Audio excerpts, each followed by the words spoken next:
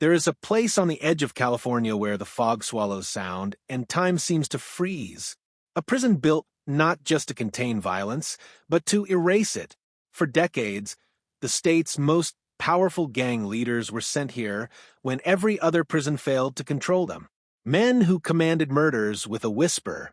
Men whose words could ignite riots for miles away. At Pelican Bay, they were placed in a concrete box and told they would speak to no one.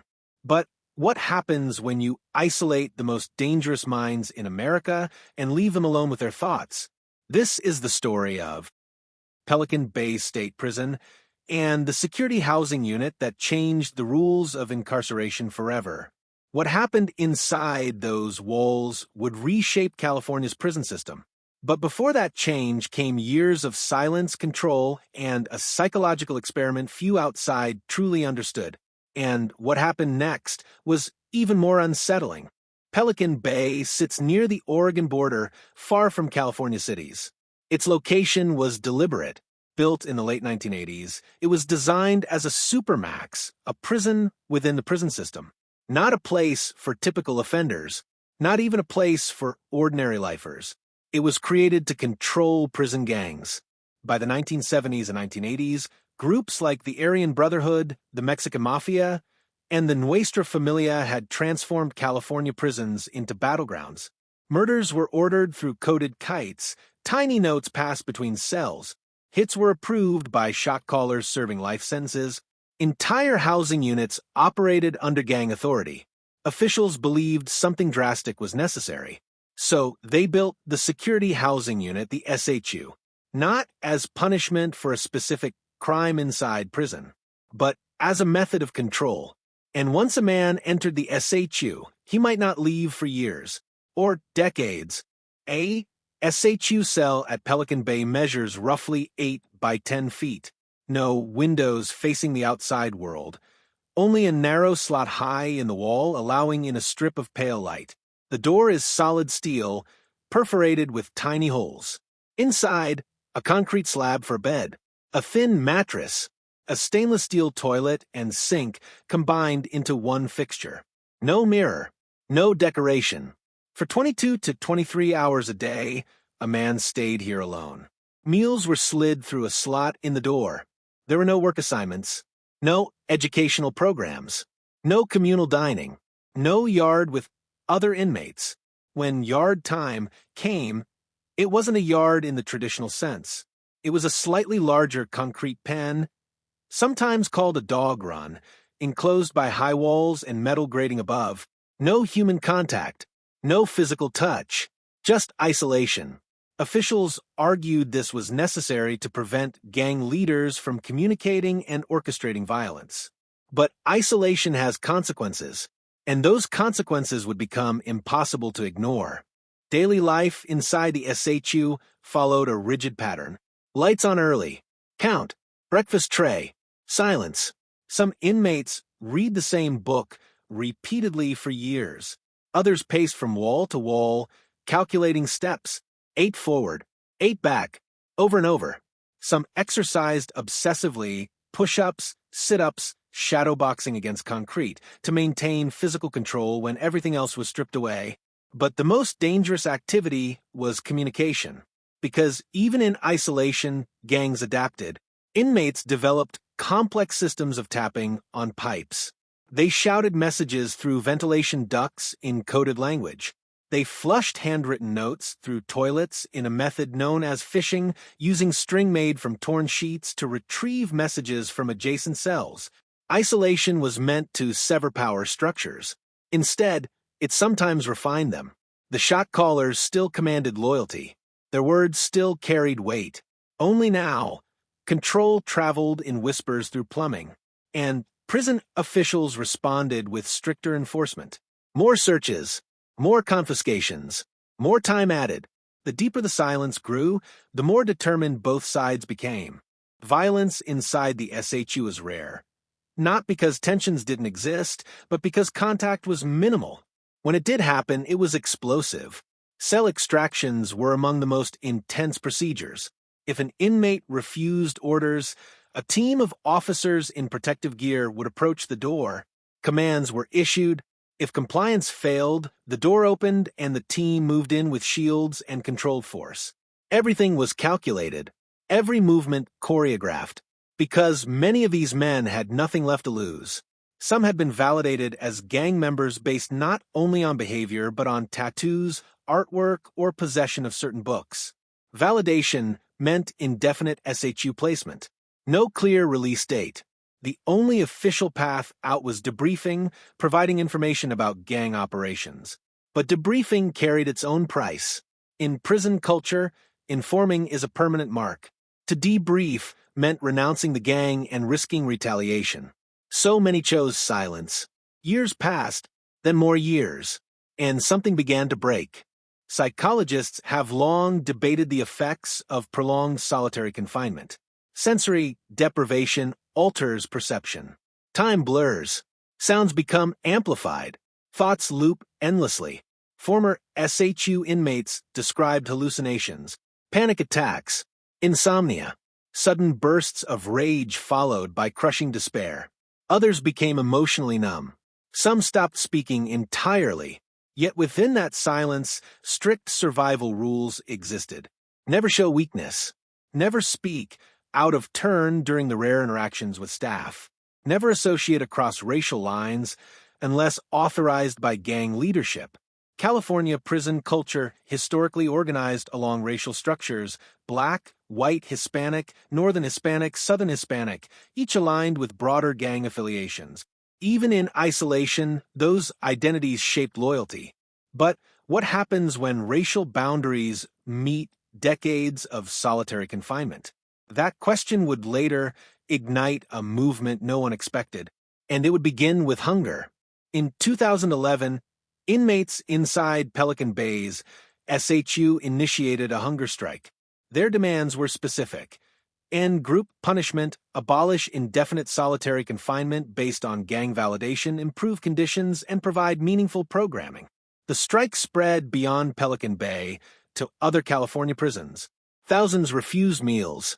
For men who had spent decades isolated and divided by gang loyalties, the coordination itself was extraordinary. Rival factions communicated and agreed on a unified protest. The same structures once used to order violence were now used to organize resistance. Prison officials faced a dilemma. Force-feeding risked legal and public backlash. Allowing prolonged fasting risked death. Negotiations began, but change came slowly, and for some inmates, too slowly. The hunger strikes would continue in waves over the next 2 years. Outside the prison walls, families and advocacy groups amplified the message.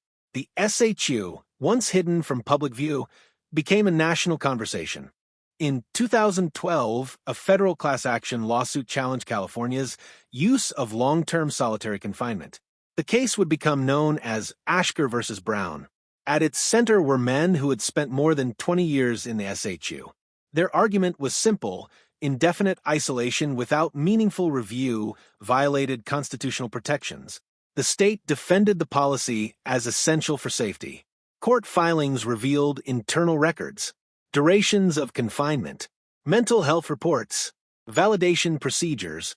What had once been administrative routine now faced judicial scrutiny, and the outcome would reshape Pelican Bay. But inside the SHU, daily life remained unchanged, at least for the moment. Cells still locked. Trays still slid through slots. Men still counted the cracks in the walls. Waiting. In 2015, a settlement was reached. California agreed to end its policy of indefinite solitary confinement based solely on gang affiliation. Many SHU inmates were transferred to general population units or step-down programs designed to gradually reintroduce social interaction. For some, it was the first time in decades they saw open sky without mesh overhead. But reintegration carried its own challenges. How do you return to social life after 20 years of silence? How do you navigate noise, conversation, and proximity when your nervous system has adapted to isolation? Some adapted slowly, others struggled deeply, and critics on both sides questioned whether the reforms went too far or not far enough. Because even after the settlement, Pelican Bay remained a maximum security prison housing some of California's most serious offenders. The SHU still existed, only the rules had changed. The legacy of Pelican Bay is complex. Supporters argue the SHU reduced gang violence across the state during its peak years. They say isolating leadership disrupted command structures and saved lives. Opponents argue it inflicted psychological damage that outweighed its benefits, creating long-term trauma without eliminating gang influence. Both perspectives contain truth. What is undeniable is the scale of isolation. Thousands of men passed through those concrete cells, some for months, some for years, some for a quarter of a century. And in that time, an invisible transformation occurred, not just inside the prison, but in public perception. Solitary confinement shifted from accepted policy to controversial practice.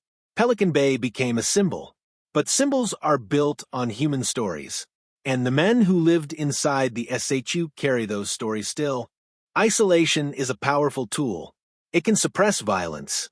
It can break communication, but it can also fracture the mind. Pelican Bay was designed as a solution to chaos, a fortress against organized prison power. Instead, it revealed a deeper question about punishment and control. When does security become suffering? When does discipline cross into damage? The answers are still debated. The concrete cells remain. The fog still rolls in from the Pacific. And somewhere inside that fortress, the echo of years spent in silence has not entirely faded. Because what happened inside Pelican Bay was not just about gangs or control. It was about what happens when society decides that isolation is the only answer. And the consequences of that decision continue long after the doors close. Before the reforms, before the lawsuits, before hunger strikes reached headlines. There were men who had already spent 10, 15, 20 years in that concrete box. Some were widely known within California's prison system, figures tied to groups like the Aryan Brotherhood and the Mexican Mafia. These were not low-level members. They were strategists, organizers, shot callers. In the general population yards of other prisons, their influence once stretched across entire facilities. Orders moved through coded letters. Debts were enforced. Violence was calculated. At Pelican Bay, that influence hit a wall. But power rarely disappears overnight. Inside the SHU, leadership adapted. Authority was quieter, but it still existed. A man's reputation often mattered more than his physical presence. Word traveled through pipes, through attorneys, through visitors, through coded phrases in letters that passed inspection. Officials believed that cutting off face-to-face contact would dismantle command structures. Instead, it sometimes distilled them to their essence. And for some men, isolation became a test of loyalty. Would they debrief and walk out of the SHU? Or would they remain silent and preserve their standing? That choice defined entire decades. For years, internal reviews often reaffirmed SHU placements with little change. Validation as a gang affiliate could hinge on possession of artwork, coded address books, or association with other validated inmates. Critics argued the criteria were too broad. Supporters argued gangs were too sophisticated for anything less. As legal challenges mounted, documents revealed how difficult it was for some inmates to earn release without providing intelligence. The debriefing process required detailed disclosures, names, operations, structure. In prison culture, that could permanently endanger a person. So, many remained in their cells year after year. Some marked time by etching calendars into concrete. Others wrote essays and manifestos that rarely left the facility. A few became self-taught legal researchers, filing motions in careful handwriting. Time in the SHU moved differently. Days were identical. Years were not. Family visits were rare and tightly controlled. Conversations took place through thick glass. No physical contact. Voices filtered through static-filled phone receivers. For children, fathers became distant figures behind reinforced barriers. For parents, sons aged in isolation. Some relationships survived the strain. Others faded quietly. Isolation does not just confine the individual. It ripples outward, into families, into communities, into the neighborhoods many inmates would one day return to, and that raised another question few asked at the beginning. If a person spends decades without normal human interaction, what happens when they are released? Not transferred to another prison, released into society. The answer is complicated. Some former SHU inmates described sensory overload, the sound of traffic overwhelming, the movement of crowds disorienting. Others said they struggled to maintain eye contact or trust even neutral interactions. A system designed to control behavior inside prison walls sometimes created new challenges outside them. After the 2015 settlement, California implemented a step-down program. Instead of indefinite isolation, inmates moved through stages with gradually increased privileges and social interaction. Educational materials were introduced. Group activities, limited at first, became part of daily schedules. For some men, it was the first time in decades they sat at a table with another inmate. The first shared conversation. The first handshake. It sounds simple. It was not. Trust had to be rebuilt, not only between inmates and staff, but among rival racial and gang groups long divided by violence. Remarkably, some former adversaries began communicating with a different goal: stability. Leaders who once enforced separation issued calls for peace across racial lines within California prisons. Agreements were circulated encouraging inmates to reduce violence. It did not eliminate conflict, but it signaled something unexpected. Men who had spent years in extreme isolation were now advocating restraint. Whether driven by age, exhaustion, or reflection, the shift was real. And it complicates the narrative. Today, Pelican Bay State Prison still operates as one of California's highest security institutions. The SHU remains, but its use is narrower. Reviews are more structured. Indefinite, gang-based solitary confinement, as it once existed, has largely ended. Yet the debate surrounding solitary confinement continues nationwide. Supporters maintain that extreme cases require extreme measures, that certain individuals, because of demonstrated behavior, cannot safely function in open population settings. Critics counter that long-term isolation produces damage that reverberates long after release. Both sides point to safety. Both sides point to harm. And Pelican Bay stands as a case study for both arguments. What is clear is this: the SHU was not an abstract policy. It was a physical space with human consequences: concrete walls, steel doors, men aging alone. In the end, Pelican Bay forces a deeper reflection about power. Prison gangs sought control through fear and loyalty. The state responded with control through isolation and structure. Two systems built around dominance. Two systems convinced they were necessary. And caught between them were human beings navigating survival. Some entered the SHU as young men and left with gray hair. Some refused to speak for decades. Some chose to cooperate and carry the consequences.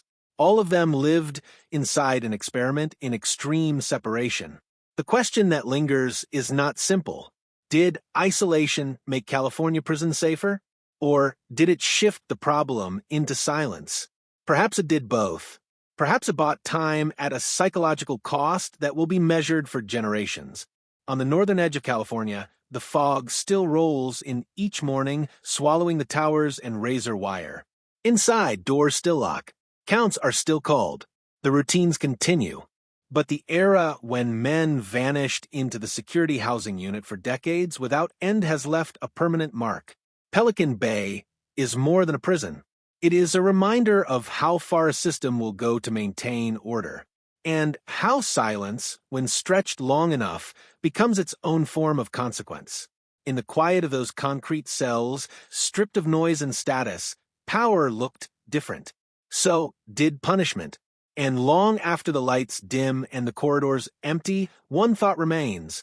When a society chooses isolation as its ultimate tool, it must also confront what that isolation creates.